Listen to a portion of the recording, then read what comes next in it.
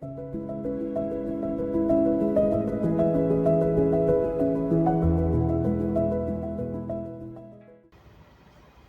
ခါငုံရေးစာအုပ်တိုက်ကထုတ်ပြီးကိုတာဘာသာပြန်ထားတဲ့ပြုံးတဲ့ခါလာများစာအုပ်ထဲကဘုံဘုတ်လောက်ကိုရွတ်ကြည့်ချင်ပါတယ်အဲ့ရာကနိုးခြင်းဒီမနဲ့နိုးလာခြင်းကျွန်တော်ပြုံးကျွန်တော်ရှေ့မှာအသက်ဆက်24နာရီအချိန်တိုင်းမှာကောင်းစွာနေမယ်လူအားလုံးသက်ရှိအားလုံးဝိညာဉ်တွေကိုအကျဉ်းသားမျက်စိနဲ့ကြည့်မယ်အပြုံးတစ်ခုနဲ့တနေ့တာကိုစတင်တာထက်ကောင်းလာဘယ်ရှိမှာလဲအပြုံးဟာငြင်းငြင်းချင်းရှင်လန်းချင်းကိုပြတာမဟုတ်လားငြင်းငြင်းချင်းရှင်လန်းချင်းနဲ့နေမယ်လို့ကျွန်တော်တန်နိဋ္ဌံပြုတယ်ငြင်းငြင်းချင်းရှင်လန်းချင်းကိုကျွန်တော်သတိရတယ်မိမိရောနဲ့နေ့ရက်တွေဘလောက်ကုံဆုံးသွားပြီလဲဘဝမှာဘာတွေလုပ်နေတာတော့နဲ့နဲ့ကြည်စမ်းပါပြုံးလိုက်စမ်းပါပြုံးမှုတရိယအောင်တစ်ကိုင်းတစ်ကိုင်း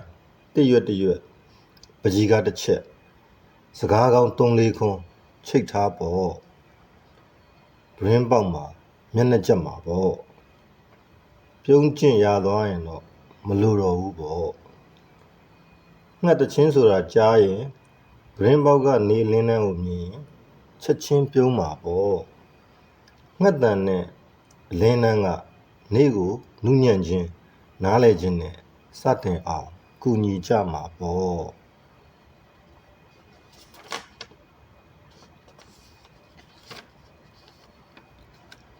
ဘရင်းပေါက်ဖွင့်ခြင်း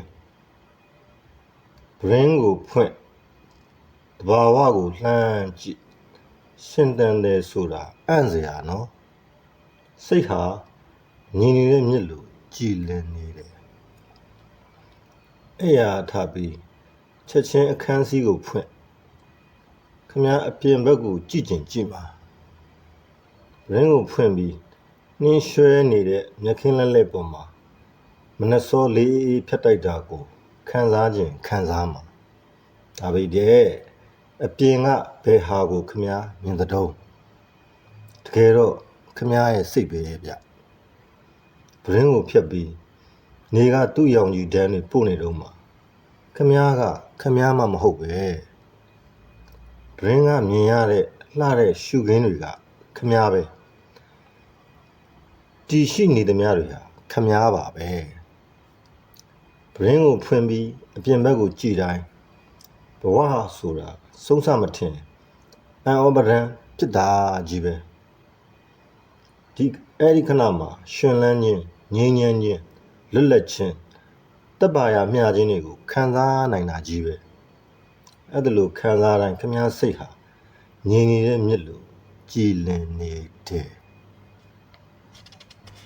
ရေပိုက်ခေါင်းဖွင့်ခြင်း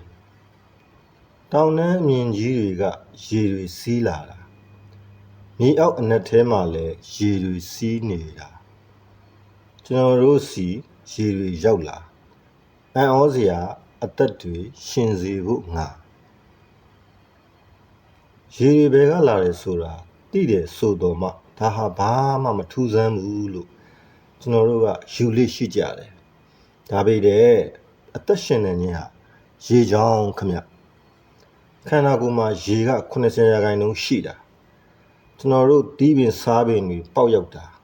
ရှင်သန်တာလဲရေချောင်းပဲမဟုတ်လား